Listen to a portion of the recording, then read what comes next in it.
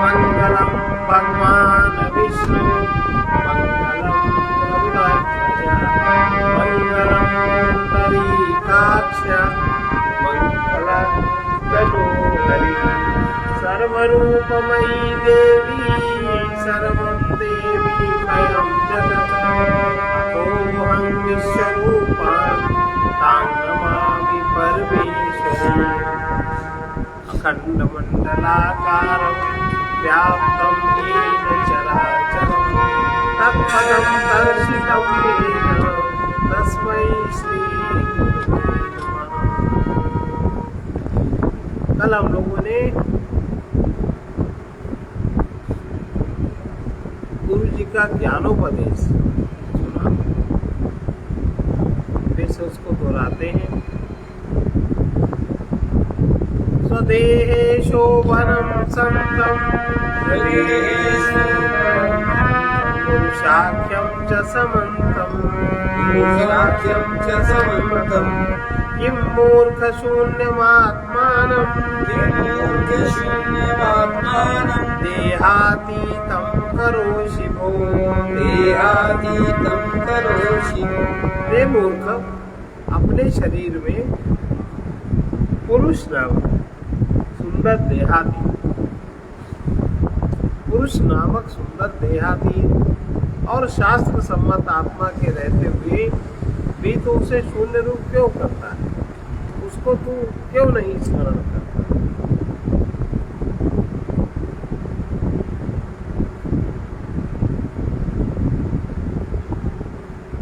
और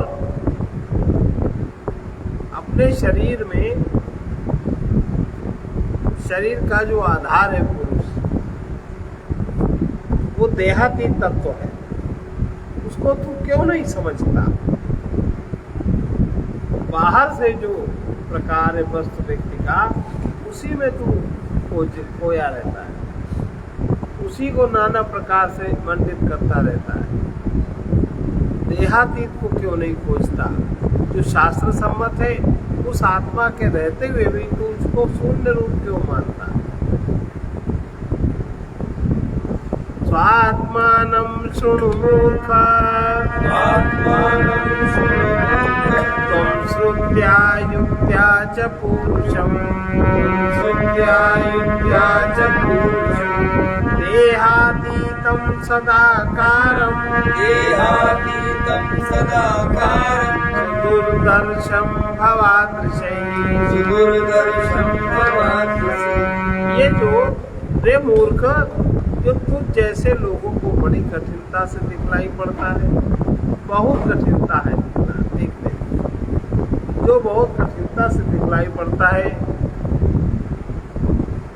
दिखलाई पड़ सकता है कठिनता से, उस अपने देहातीत सत्स्वरूप आत्मस्वरूप का श्रुति और युक्ति पूर्वक पहले श्रवण करो।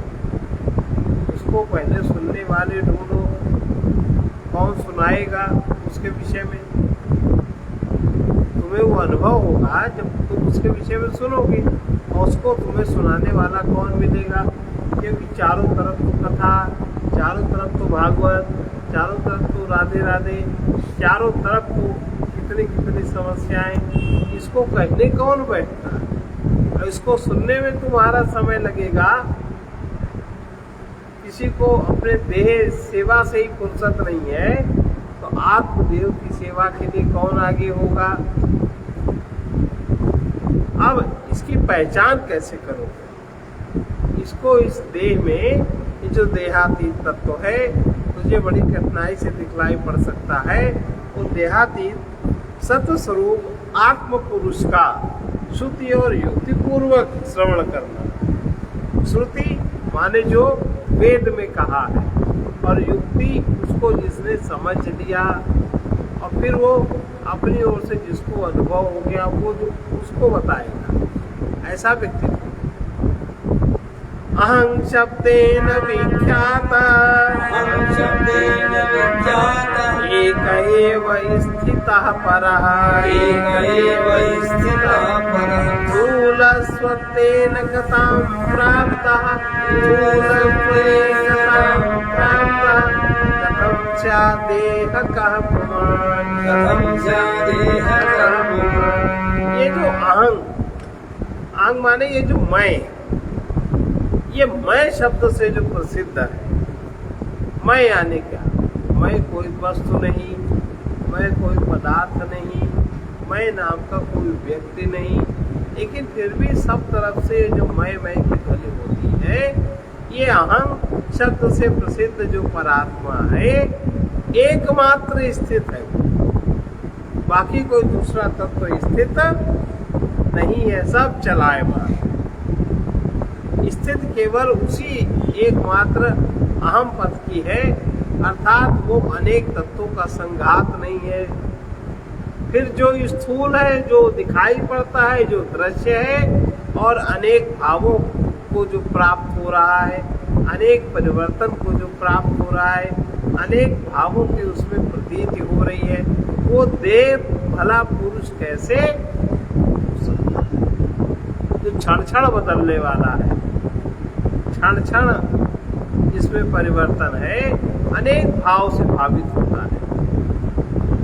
कहीं उसमें क्रोध भाव, कहीं काम भाव, कहीं लोभ भाव, कहीं भावना भाव, और वो भाव जगत में ही भावों का ही आश्रय तुम ले रहे हो। वो देह पुरुष कैसे हो सकता है? इस देह में जो अहं शब्द से प्रसिद्ध परात्मा है, उसी की स्थिति है, दूसरे तत्व की स्थिति नहीं है। दूसरे सारे तत्व परिवर्तनीय हैं। वो वही एक ऐसा तत्व है जो अनेक तत्वों का संघात नहीं है। बताओ, अच्छा मैं कहते हो इसमें क्या मिला, हम कहते हो इसमें क्या मिला, ये अनेक तत्वों का संघात नहीं है। फिर जो ये स्थूल दृश्य दिखाई पड़ता है, अनेक भावों को प्राप्त हो रहा है। जैसे आज जो व्यक्ति कोई कर्म कर रहा है वो ठीक है सब तरफ से, और कल जब उसको कर्म का भोग करता है तो हर तरफ से टेढ़ा मेढ़ा हो जाता है। कर्म के प्रभाव से कहीं देह विकृत हो जाता है, कहीं धन विकृत हो जाता है, कहीं परिवार विकृत हो जाता है, कहीं कुछ नहीं होता। आज जो ठीक था कुछ वर्षों बाद टेढ़ा में, लेकिन जो मैं था वो जैसे चल रहता है, उसमें कोई परिवर्तन नहीं होता। तो ये जो स्थूल है और अनेक भावों को जो प्राप्त हो रहा है, वो पुरुष भला देह कैसे, वो देह भला पुरुष कैसे हो सकता? वो देह पुरुष हो ही नहीं सकता। और देह के पीछे कितने कितने प्रकार के कृत्य होते हैं। अहम दृष्टतया सिद्धो, दृश्यतया स्थिता, ममायमिति निर्देशात् कथं स्यात् देह कः पुमान्। अहम दृष्टतया दृसिद्धो, देहो दृश्यतया स्थितः, ममायमिति निर्देशात् कथं स्यात् देह कः पुमान्। ये जो अहम है, ये हर व्यक्ति अनुभव करता है कि दृष्टा रूप से स्थित है, और फिर भी हम उसका प्रयोग हम दृश्य रूप से करते हैं। है वो दृष्टा, और जो व्यवहार जगत में उसका हम प्रयोग दृश्य रूप में करते हैं। जैसे तुमने मुझे अपशब्द कहे, तुमने हमारे साथ ऐसा किया, यही तो है। तुमने अच्छा नहीं किया, उसने बहुत खराब किया, उसने मेरा धन छीन लिया, मकान छीन लिया। है ये अहम दृष्टा, देखने की तो फुर्सत ही नहीं है। ये जो दृष्टा रूप से सिद्ध है और शरीर मेरा है, शरीर मेरा जो जो दृष्टा है वो नहीं कहता शरीर मेरा है। दृष्टा और शरीर के बीच में कुछ और है। जो कहता है शरीर मेरा,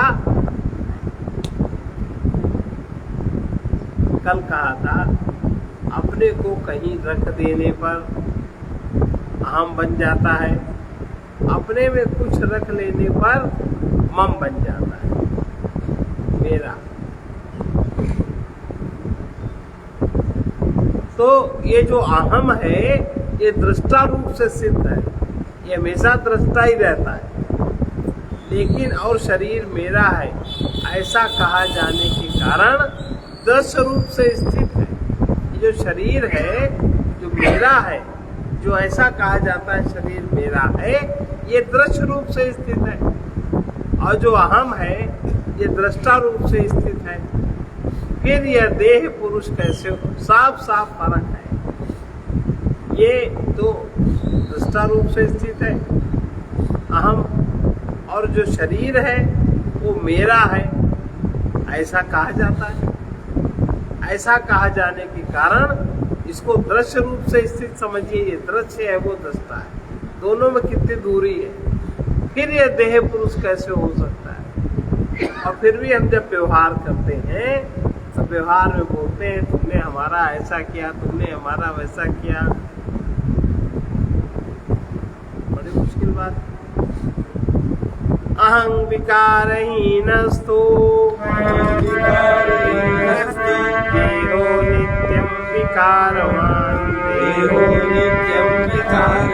इति प्रतीयते साक्षात्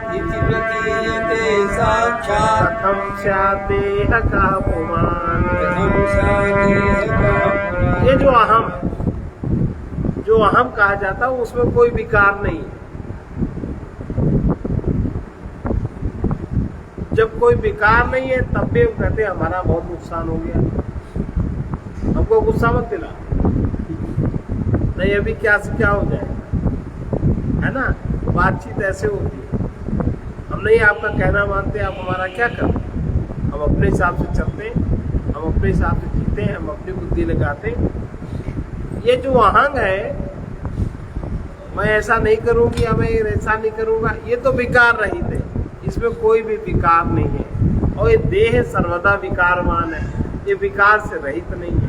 विकार माने काम, क्रोध, भोग, मोह, मद, मत्सर, ईर्ष्या, द्वेष, कलह, क्रोध, निंदा, घृणा, विकार ये है।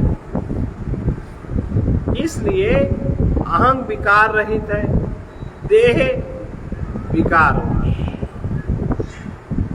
देह विकारवान है, यह स्पष्ट प्रतीत होता है। फिर ये देह पुरुष कैसे?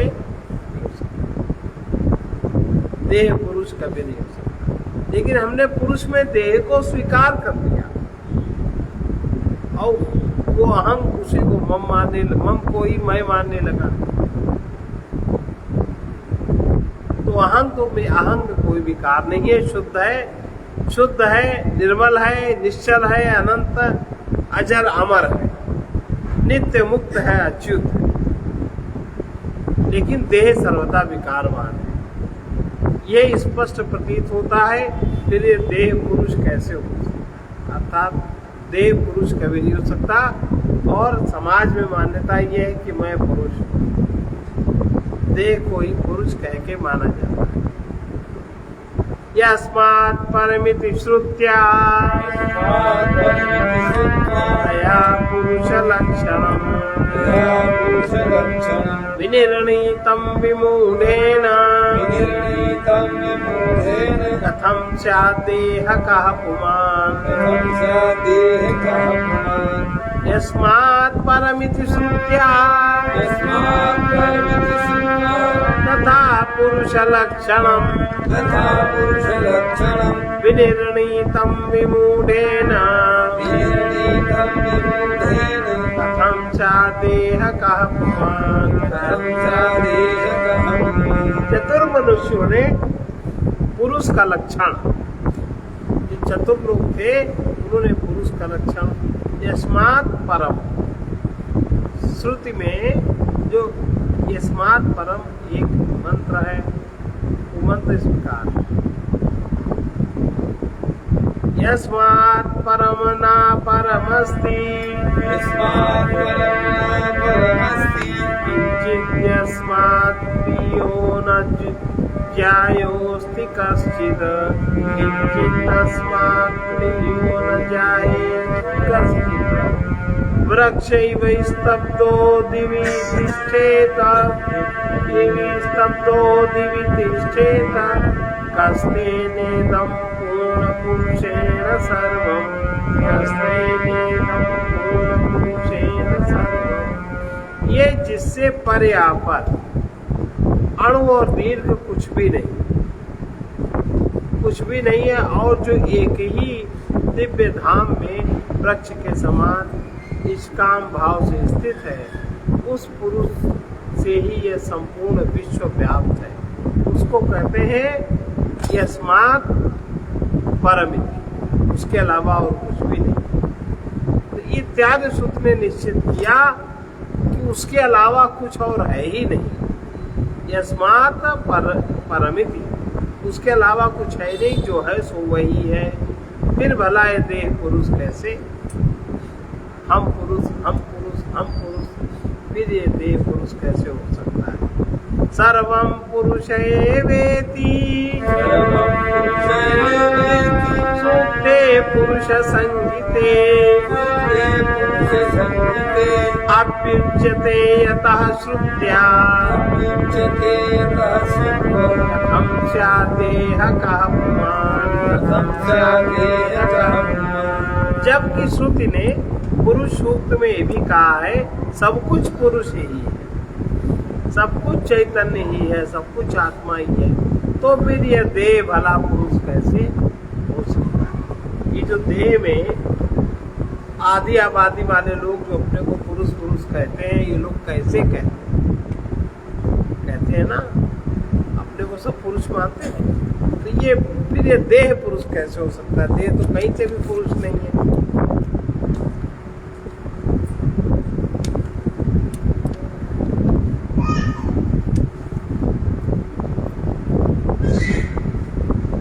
असंग पुरुषः प्रोक्तो, बृहदारण्यके च, अनंतमल संश्लिष्टः, कथं स्यात् देहः कः पुमान्। बृहदारण्य उपनिषद में पुरुष को असंग कहा गया। वो कभी किसी के साथ नहीं होता, किसी का संग उसमें नहीं होता। फिर जो अनंत मल से पूर्ण ये देह है, जो लोग ये कहते हैं मैं देह हूँ, वो बात बता रहे हैं कि तुम देह कैसे हो सकते हो। जो अनंत मल से पूर्ण यह देह है, ये भला पुरुष कैसे हो सकता है। देह में तो अनंत मल है और पुरुष सर्वदा असंग है। उपनिषद में ऐसा कहा, तो तुम पुरुष को जानते ही नहीं हो, अपने को पुरुष का आरोप, देह का आरोपण पुरुष पे करके अपने को देह मानते हो। ये तुम्हारा भ्रम। गुरु जी ने डांटा था ना, ये बड़ी कठिनाई से पता होगा। और तुम जो कह रहे हो कि हम पुरुष हैं, तो तुम पुरुष कैसे हो सकते हो। पुरुष की तो ये विशेषता है और देह की ये विशेषता है। तत्रैव च समाख्याता, तत्रैव च समाख्यातः, स्वयं ज्योतिर्हि पुरुषः, स्वयं ज्योतिर्हि पुरुषः, जडः पर प्रकाशोऽहं, जडः पर प्रकाशोऽहं, कथं स्यात् देहः कः पुमान्। तत्रैव च समाख्यातः, स्वयं ज्योतिर्हि पुरुषः, जडः पर प्रकाशोऽहं, कथं स्यात् देहः कः पुमान्। वहाँ पर बृहदारण्य उपनिषद में ये भी बताया गया है कि जो पुरुष है वो स्वयं प्रकाश है, उसको प्रकाशित होने के लिए किसी अन्य प्रकाश की जरूरत नहीं है। फिर ये पर प्रकाश देह जो दूसरे से प्रकाशित है, जिसमें दूसरे के बिना देह में प्रकाश नहीं हो सकता, हलन चलन नहीं हो सकता। तो ये जो पर प्रकाश देह है ये पुरुष कैसे हो सकता है? और जो पुरुष है, जो आत्मा है, तो स्वयं प्रकाश है, वो तो स्वयं एक सा रहता है। और ये भला देह कैसे पुरुष हो सकता है? प्रोक्तोऽपि कर्म कांडेन यात्मा देह विलक्षण नित्यश्च तत्परं भुक्ति देहपातादनन्तरम् प्रोक्तोऽपि कर्म कांडेन यात्मा देहात् विलक्षण नित्यश्च तत्फलं भुक्ति देहपातादनन्तरम्। कर्म कांड में भी जो कर्म कांड होता है शरीर छूटने के बाद या उसके पहले, कर्म कांड में भी आत्मा को देह से पृथक जाना गया है। देह को आत्मा मान के कर्म कांड थोड़ी ना होता, देह का कोई कर्म कांड नहीं होता। देह छूटी तो उसको अग्नि को समर्पित कर दी, उसका सारा कर्म कांड समाप्त। लेकिन अब कर्म कांड जो सारा होता है तो वो भी आत्मा से देह को पृथक और नित्य मान के होता है। आत्मा को अलग मानते हैं, आत्मा के लिए सारा कुछ करते हैं, नित्य मान के होता है। इसी से देहपात के बाद अपने कर्मों का फल भोगता है, ये भी कहा जाता है। देह शरीर छूटने के बाद उसको जब वो ऊपर तक जाता है तब उसको अपने कर्मों का फल, उसको एक शरीर मिलता है दूसरा, उससे वो सब कर्मों का भोग जो निश्चित है वो करता है। ऐसा कर्म कांड में भी कहा गया है। कर्म कांड में भी आत्मा को देह से पृथक बताया गया है, आत्मा को नित्य बताया गया है। इसी से देहपात के अनंतर अपने कर्मों का फल भोगता है, ऐसा कहा जाता है। और अनेक प्रकार का कर्म उस आत्मा की उसके लिए उसकी यात्रा अनुकूल हो ऊपर की, इसलिए अनेक प्रकार के कर्म किए जाते हैं। लिंगम चानेक संयुक्तम चलम दृश्यम विकारी च अव्याकम असद्रूपम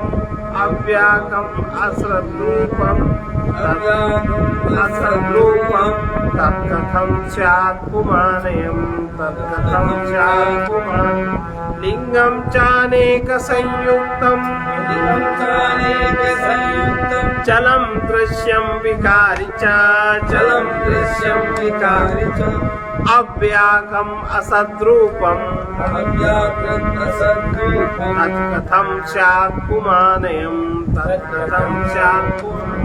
सूक्ष्म देह भी, ये तो स्थूल देह की बात करें, और जो शरीर को छोड़ देता, जो यात्रा करता है शरीर को छोड़ के, फिर पुनः जो दूसरे शरीर में जाता है वो सूक्ष्म शरीर में कितने तत्व हैं? 17। कौन कौन से? 5 ज्ञानेंद्रियां, 5 कर्मेंद्रियां, 5 प्राण, मन और अगर चित्त अहंकार जोड़ लो तो 19। ये जो शरीर है, ये शरीर देह छोड़ के अलग जाता है। तो सूक्ष्म देह भी अनेक तत्वों का संघात है, एक नहीं है, स्थिर नहीं है, नित्य नहीं है, वो भी बदल जाता है, उसमें भी परिवर्तन होता है। ये अनेक तत्वों का संघात है, चलायमान है और दृश्य है।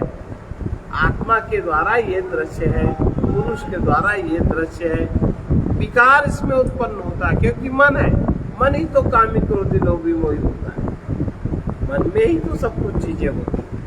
विकार है, अव्यापक है, व्यापक नहीं है, एक देशी है और असत स्वरूप है। ये भी सत नहीं है, परिवर्तनशील है। वो भी पुरुष कैसे? कोई कहे कि शरीर छूटने के बाद जो वो आत्मा मर गया, आत्मा चला गया, ऐसे कहते ना, वो आत्मा नहीं होता, सूक्ष्म शरीर होता है। और सूक्ष्म स्वर्ग की, नरक की, सबकी यात्रा करता है। एक उसको वहाँ भोग शरीर प्राप्त होता है, सूक्ष्म शरीर को, उस शरीर से सब कुछ होता है। तो लिंग देह भी अनेक तत्वों का संघात है, चलायमान है, दृश्य है, विकारी है। अच्छा, किसी को क्रोध आता है, कोई जानता है कि नहीं? जो भी वृत्तियां उत्पन्न होती मन में, जानते हो कि नहीं? जानते हो ना। उसको कम और ज्यादा भी कर सकते हो। जितनी कम तन्मयता है तो उतना ही ज्यादा आप वृत्ति में परिवर्तन कर सकते हो। और जब तन्मयता बहुत है, बहुत तन्मयता है, बहुत तीव्र जब कामना पकड़ लेती है, तब आप उसको छोटा बड़ा नहीं कर सकते, तब वो आपके सिर पे चढ़ के नाचती है। लेकिन अगर उससे तन्मयता कम है, आपने ये बात सीख ली है कि हमसे अलग है, ये हो रहा है, हमें इसको इतना करना है, इतना नहीं करना, क्रोध इतना करना है, इतना। ये बच्चे के विषय में जानते हैं, कभी कभी बच्चे के विषय में भी नहीं जानते। इतना क्रोध आता है, लोग बच्चों को पटक देते हैं छोटी सी गलती पे। लोग इतना पीट देते हैं पत्नी को छोटी सी गलती, उनमें कंट्रोल नहीं रहता है, इतना तन्मय रहते हो उससे। तो ये जो सूक्ष्म देह भी अनेक तत्वों का संघात है, चलायमान है, दृश्य विकारी है, अव्यापक है, व्यापक नहीं है, असत स्वरूप है, वो भी पुरुष कैसे हो सकता है? अर्थात वो पुरुष, सूक्ष्म देह भी पुरुष नहीं हो सकता। एवं देह द्वयानन्य, एवं देह द्वयानन्य, आत्मा पुरुष ईश्वर, आत्मा पुरुष ईश्वर, सर्वात्मा सर्वरूपश्च, सर्वात्मा सर्वरूपश्च, सर्वातीतो अहमव्ययः, सर्वातीतो अहमव्ययः। एवं देह द्वयादन्यः, एवं देह द्वयादन्यः, आत्मा पुरुष ईश्वरः, आत्मा पुरुष ईश्वरः, सर्वात्मा सर्वरूपश्च, सर्वात्मा सर्वरूपश्च, सर्वातीतो अहमव्ययः, सर्वातीतो अहमव्ययः। इस प्रकार आत्मा पुरुष या ईश्वर स्थूल सूक्ष्म दोनों प्रकार के शरीरों से भिन्न है। आत्मा पुरुष ईश्वर ये स्थूल सूक्ष्म दोनों प्रकार के शरीरों से भिन्न है, अलग है। अतः ये मैं है, ये आम है, ये सर्वात्मा है, सर्वरूप है, अविनाशी और सबसे परे है।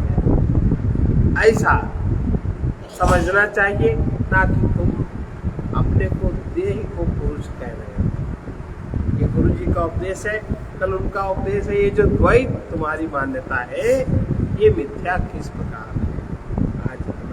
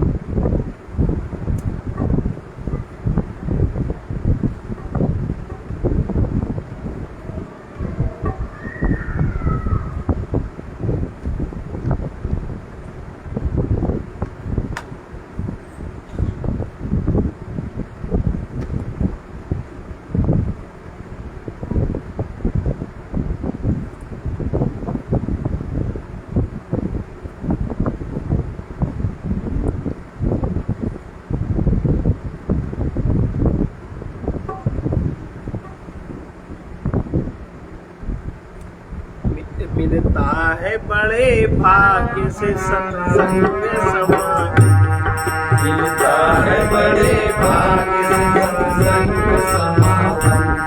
संतों के सत्य संग से हटता है असंग, संतों के सत्य संग से हटता है असतगम। सत्संग के बिना कभी होता नहीं है ज्ञान, सत्संग के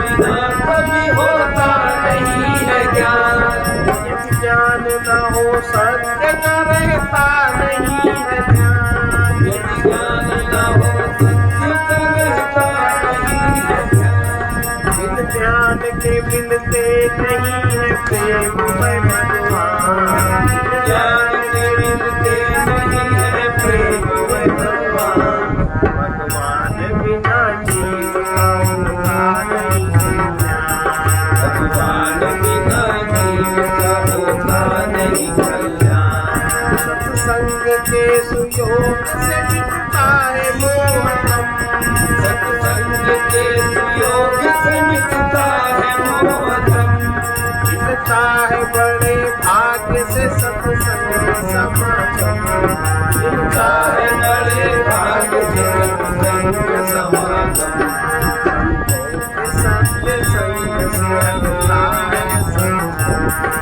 सत्संग के सत्य संग से सत्संग के बिना किसी की गति नहीं होती। सत्संग के बिना किसी की गति नहीं होती। इससे कि पुण्य प्राप्त हो सन्मति नहीं होती। इससे कि पुण्य प्राप्त हो सन्मति नहीं होती। पापों से जो बचाती वो सुकृति नहीं होती। पापों से जो बचाती वो सुकृति नहीं होती। उद्वेग को दबाती जो वो कृति नहीं होती। उद्वेग को दबाती जो वो कृति नहीं होती। इसके बिना होता ही नहीं सत्य का संयम। इसके बिना होता ही नहीं शक्ति का संयम। सारे बड़े भाग्य मिलता है बड़े भाग्य से सत्संग समागम। सत्संग से ही तुमने पाया था अटल धाम। सत्संग से तुमने पाया था अटल धाम। सत्संग से प्रहलाद ने दिखाया था कहाना। सत्संग से प्रहलाद ने दिखाया था कहाना।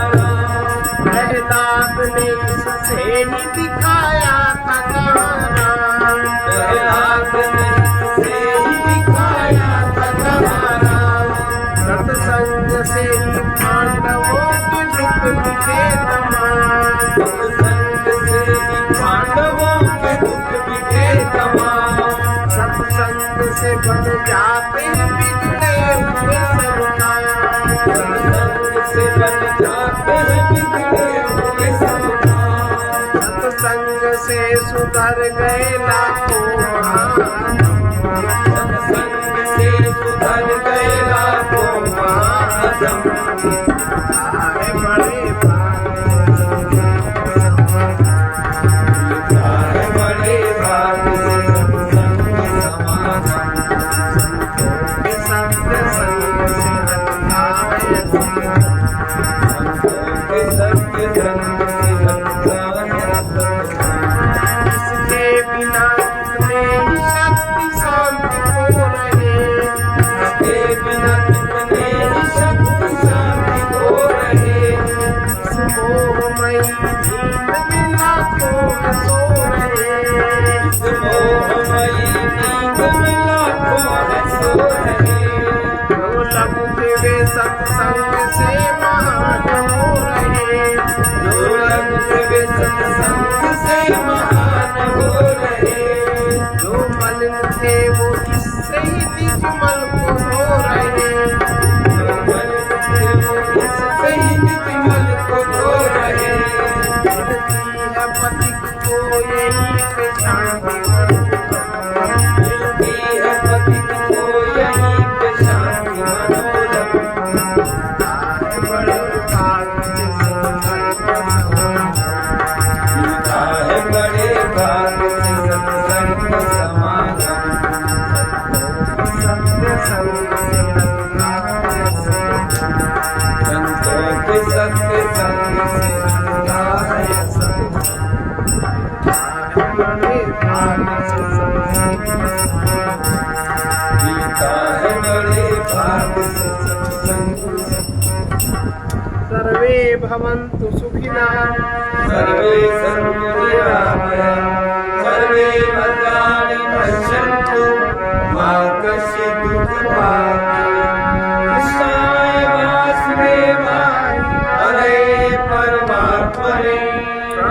क्लेशनाशाय गोविन्दाय नमो नमः तमसो मा ज्योतिर्गमय मृत्योर्मा मृतङ्गमय उग्रवीर महाविष्णु उग्रवीर महाविष्णु ज्वलन्तं सर्वतोमुखं ज्वलन्तं सर्वतोमुखं सिंहं भीषणं भद्रं नृसिंहं भीषणं भद्रं मृत्युमृत्योर्माम्यहम् मृत्युमृत्युं नमाम्यहम् असतो मा सद्गमय मृत्योर्मा मृतङ्गमय